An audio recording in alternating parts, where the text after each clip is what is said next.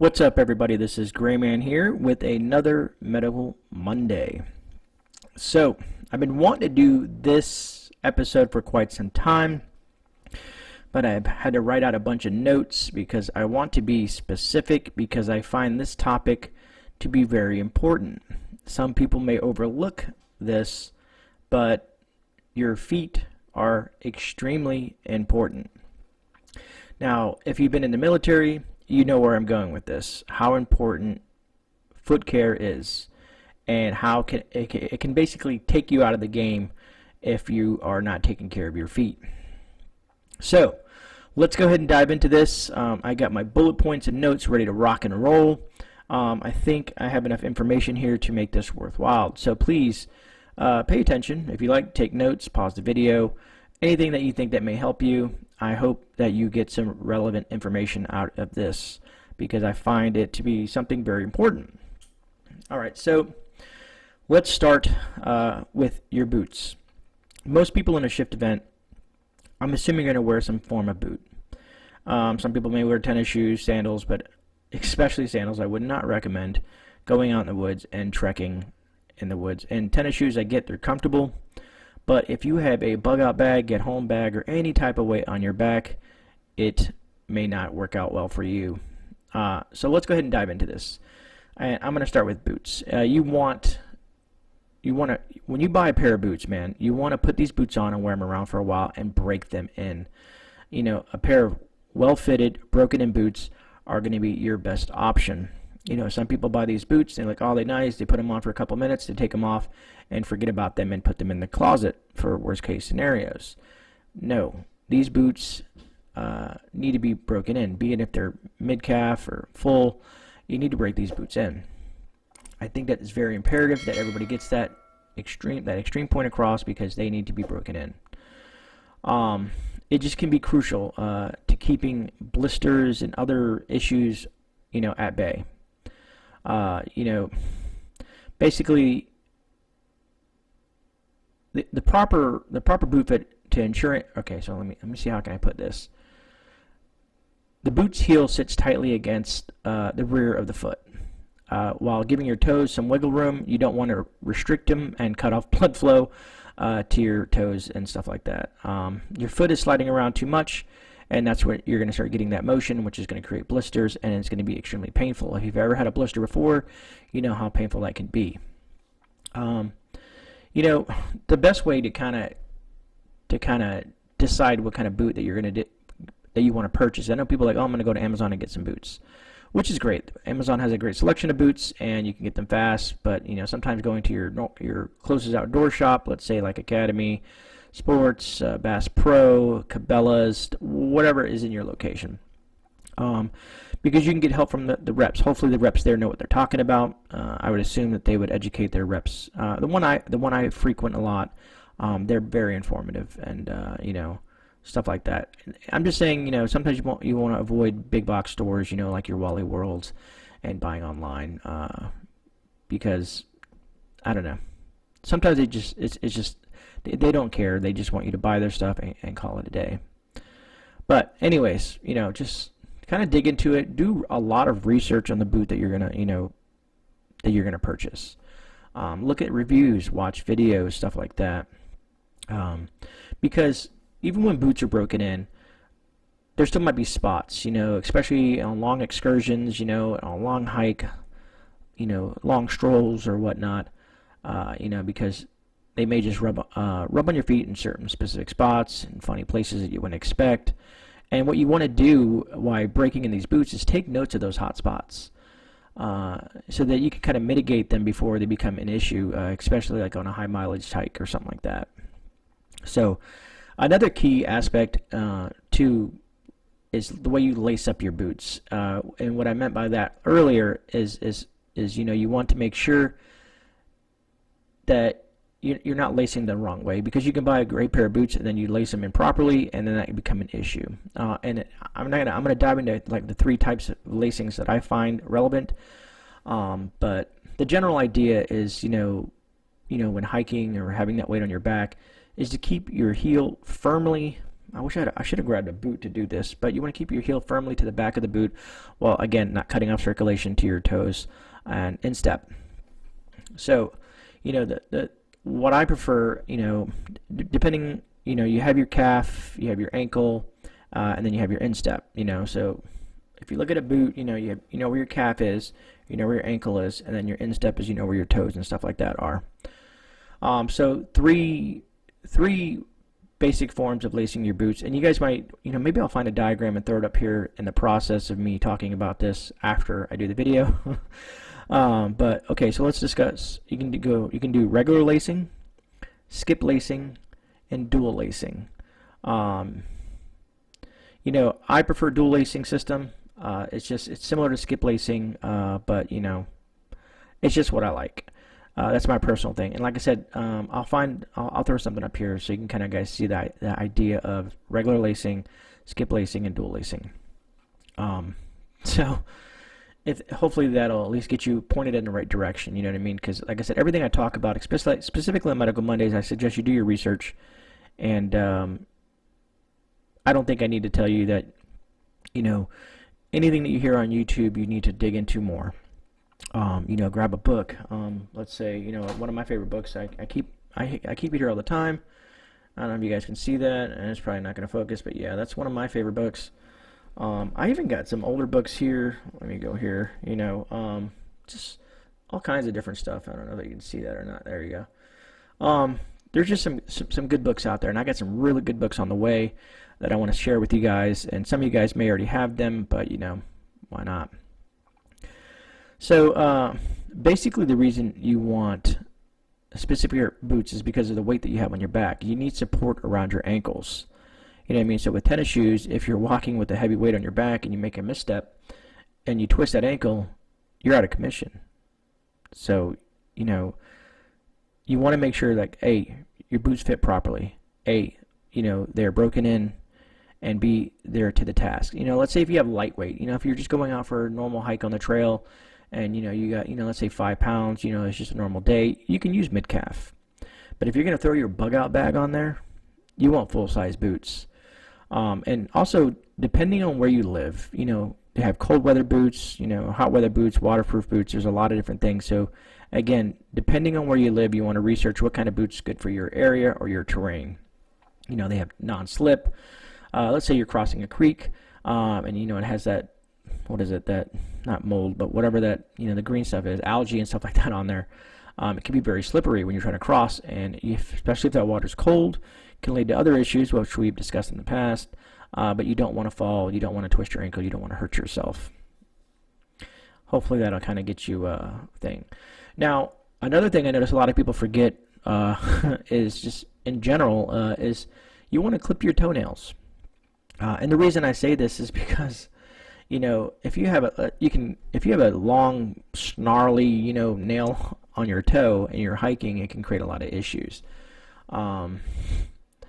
And before you go try on some boots, you of course you want to make sure your toenails are clipped, just because it's going to get you that better fit. Because you want to avoid stuff like ingrown toenails, as well as reduce general friction between the toenail and the skin. You don't want to cut them too short. You want to cut them kind of like let me see here, like cut straight across, if that makes any sense. You know what I mean? Because if you cut it too quick, the way the toenail grows back in, it can kind of cut into your skin and create that ingrown issue. Hopefully, maybe I should be digging in too much about cutting your nails, but I just think it's important. And the reason I say you want to do a straight cut, rather than a usual, how people do the curve cut, on their toenails. And now you guys are like, what is he talking about, cutting toenails? But it just lowers your chance of getting an ingrown toenail. That's what I mean by straight cut and curve cut. And maybe I'll find a picture again and show you. But you get what I'm saying, You just want to make it, and make sure you use clippers that are, some people use toenail clippers for their hands and the nail clippers for their feet. You want to use toenail clippers. They're made specifically for toenails, and they just do a better job of doing that, and they cut straighter. All right, so let's get out of the whole toenail discussion. I'm pretty sure everybody knows how to cut their toenails, but I just figured I'd touch on that just to kind of give you an idea where I'm going with this in regards to your toenails and why a straight cut is better than a round cut, if you guys get what I'm saying. If you don't, drop a comment in the below and I'll go into better detail, or email me and I can go into better detail about that. And hopefully you guys get all right. I'm rambling. All right, so basically the next step into taking care of your feet will require some experimentation, getting to know your own body. Basically, some hikers will swear by this, other hikers will swear by that. There's a variety of creams and powders, and you really don't need all of them. You know what I mean? Try some of these options for yourself. Even possibly mix and match, different things to see what works for you. And I'll go over a few options here that I made up some bullet points with. All right, so you have Antiperspirant Spray. Theoretically, to keep your feet from sweating, which reduces moisture to help prevent blisters. If your feet sweat heavily, you might want to use an antiperspirant. It might be the way to go. There's also things like foot powders. I'm pretty sure you guys have heard of Gold Bond. It's another option for keeping your feet dry, friction free, as they say. You can put some powder in your socks before you put them on. Basically, the powder is going to coat your feet and toes, and it keeps the rough skin of your toes from rubbing against each other and causing blisters. Now, there's also moisturizing creams, balms, and lubricants that some people use, like Vaseline, Bag Balm, Body Glide, just to name a few. Some hikers prefer to moisturize, and I'm using the term hiker because that's most people who wear the boots, most people that are, carrying the weight. But this applies to you preppers, with your buck out bags, because you'll be hiking through brush, and depending on where you live, mountains, hills, and so on and so forth. As with other options, they're trying to eliminate any friction with these, balms and creams and stuff like that. Basically, they say if your feet are well lubed, the rubbing points won't cause hot spots in the world of, hiking and doing all that fun stuff like that. Body Glide is very prominent. I've noticed in the hiking side of things. It gets the most hype if that helps, but to me it's kind of weird, having slippery feet in my boots. So I personally don't use it, but it's just an option. I figured I'd throw it out there because I want you guys to have options other than just going with something specific. Like I said, you want to try different things that may work for you. Now, what I do, and I carry this in my pack, and I think I've discussed this with you guys in the past, is tapes. And what I mean by tapes is stuff like moleskin. Hopefully most of you guys know what moleskin is. It's very handy. You should always have some in your pack, have some in your pocket, have some in your get-home bag. It can be a lifesaver. You can also use duct tape. Duct tape, like I said, comes in handy for so many uses. Duct tape should be like in every prepper's bag. You should have stockpiles of the stuff because it can be used for so many different things, from fire starting to sealing stuff for wound care, for feet care, and so on and so forth. But anyways, I digress and go back into this. There are two approaches to using, tapes on your feet. One is the pre-tape before you go out. If you preemptively think this before you head out on the trail or in a shift event, you got to know. Let me see how I want to put this. You want to know where your hot spots might be in your boots, and where you might rub and you might have problems. The other is to tape your feet mid-hike. When you feel a problem coming on, you start feeling like, hey, this part's starting to bother me, and and take some of that moleskin or duct tape or whatever you have that you decide to use and protect that area. Basically, it's like it's almost like the point where you're triaging, the area, especially when you get a blister. You definitely want to triage something like that, because it can really reduce your chances of blistering. Because if you start to see something starting to come up, a red spot, or like I said, I keep on using the term hot spot, you can take care of it before it gets worse, and that's going to reduce your chances of actually making it worse, the blister itself, or any discomfort that you might feel before it gets too late, if you get what I'm saying. All right, so let's get out of the boot thing, and let's also jump into socks. Socks can play a big role in foot care as well. I would say most hardcore people that are deep into hiking, and if you're been marching. Some people wear two socks. They call it the two sock system. It's a way of keeping your feet happy. The first sock is usually a thin sock, skin tight, moisture wicking, synthetic variety. Fox River makes a good one, makes a good pair of thin socks. And then after that, you want a wool sock. So you have your thin sock, skin tight for moisture wicking, and then you have a wool sock or wool mix at least that's made for active wear. I'm trying to think of a brand that I've used that I have in my. There's a pair. It's called Darn Tough. I know it sounds crazy, but there's a pair called Darn Tough wool socks that are really, really awesome. And the purpose of the inner sock is to reduce friction, by fitting tightly on your foot to reduce moisture by wicking it away. And the outer sock is, as they call it, the stitching of the toes and socks. Hold on, I'm getting ahead of myself. Okay, let me backtrack just one second. So, okay, the inner sock is to fit tight and to reduce friction by fitting tightly, and it wicks away moisture. Over to the second sock, your outer sock, which is wool based, and I've noticed some people wear their socks inside out, and it's because the stitching in the toes of the socks can rub against your toenails, and over distances can cause severe pain in the toenails and toenail loss. But anyways, I'm getting off topic. The purpose of the outer sock is to reduce friction by serving as a cushion between your foot and the boot, and can reduce moisture by absorbing it from the first sock. Like I said, the inside sock, wicks away moisture, and then the outer sock will absorb that. And like I said, they also should be worn inside out. And then you're probably wondering, and you're thinking I'm crazy, but just dig into it and do your research, and it'll make more sense to you.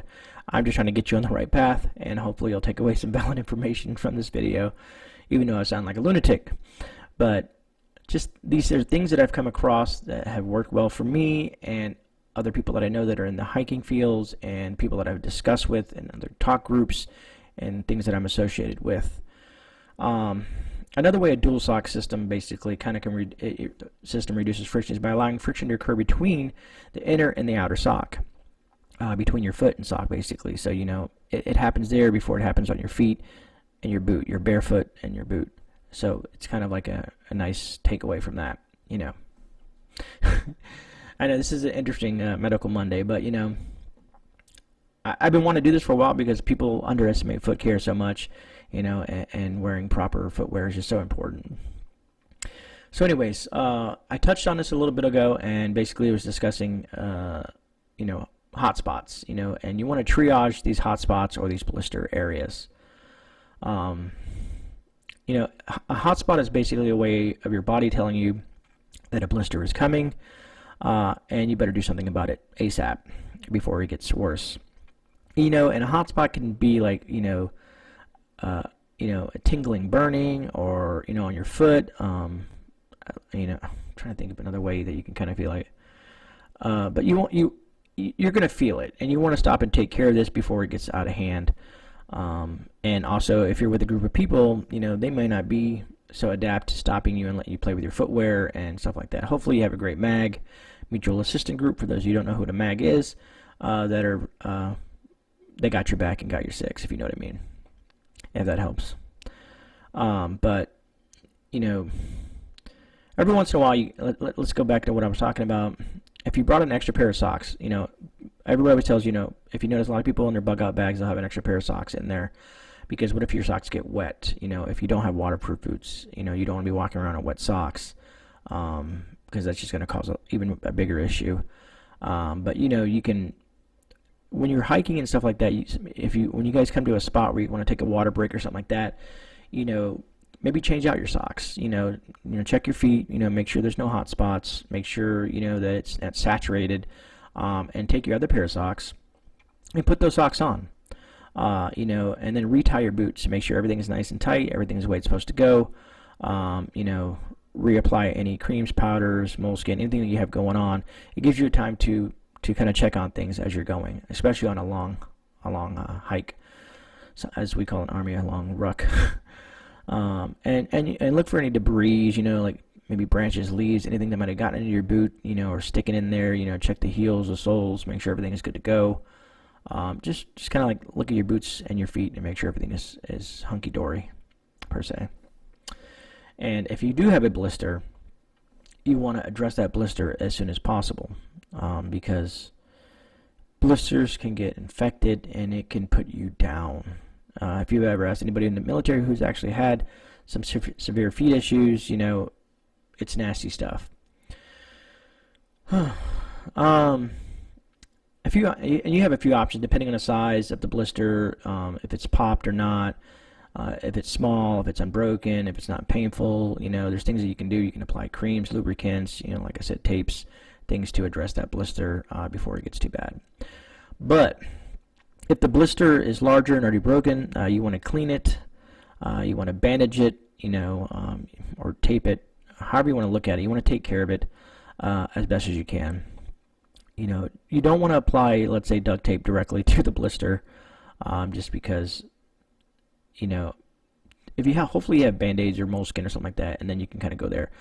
You want to, I take a little bit of antibiotic cream, I'll put it on there, Band-Aid, moleskin, and then usually I'm good. And if I'm going to be trekking along, then I'll take on the outside of the moleskin, I'll even put a little bit of duct tape on there just to keep the extra protection. I'm a person that likes to do things, I go above and beyond what I'm doing because I don't want it to affect me too hard. Like I said, just from my prior experience. Trying to think of anything else here. Yeah. Anyways, like I said, you want to do that because it'll help prevent infection. Now, certain ways that you can also, deal with a blister, depending on the blister itself. Of course, you want to clean the blister. You want to make sure it's free of debris, free of the pus, especially once it's broke. You want to clean that up. Some people will take a sterilized needle if you have that in your pack. Though, if you don't have one sterile, some people take a lighter form of flame to sterilize that as well. You can pierce the blister, squeeze that nastiness out of there, and then cover the blister. After that, it's just kind of basic blister care. But it's in the process. It's basically draining the blister. It's just a common thing that people do. Most people do. It's just a common remedy to resolve that issue as soon as possible. And like I said, just proper care of your feet is going to be very important. So I think I pretty much touched on basic foot care. As always, if you guys have questions in regards to what I'm saying, or if you have something to add to this, please put it down in the comments. I think hopefully you gained some sort of information, new information that you may have not known before in regards to foot care, boots and socks and creams and stuff like that. Moleskin. I don't know how to say how important that is. It's a lifesaver, man. It's gotten me out of a bunch of situations in my past, and I think it would be great to have some. Everybody should have some, and it's cheap. It's cheap. You can buy it anywhere, at any of your drugstores and big box stores and online if you really want to. But just an idea, and I just wanted to touch on this. I've been wanting to do this for a while, and hopefully you guys got value out of this. Anyways, this is GreyMan. I appreciate everybody being here on this other Medical Monday. Like I said, tomorrow at 9 p.m., I'll be interviewing Quebec Homestead. She is an awesome person. I've learned a lot from her and her skills as a creator. But she is a homesteader out, of course, in Canada. And then on Wednesday night at 9 p.m., we're going to have another special live. It's going to be a busy week. I'll be interviewing Prepper Now. So everybody should know who Prepper Now is. He is definitely an awesome channel to watch. He also has, I think, Preparedness Now. But I've been watching him for a long time. Like I said before, he's a very eloquent speaker, very informative, very thorough. Great channel. You guys should check that out as well. And then Thursday, I'll be doing my Thursday night thing live at 10:30. And that's more, it's not really topic specific. We just have a good time. People hop on. We could be talking about prepping stuff or homesteading stuff, or we could just be talking about stuff, anything. Sometimes it goes south, but it's fun, and it's a way for people to unwind and have a good time. Other than that, again, thank you. I appreciate everybody being here. This is GreyMan. I'm going to wrap it up because I'm just kind of rambling on as I usually do. But I love you guys, so stay safe out there. I will see you on the rebound. God bless, and have a great day.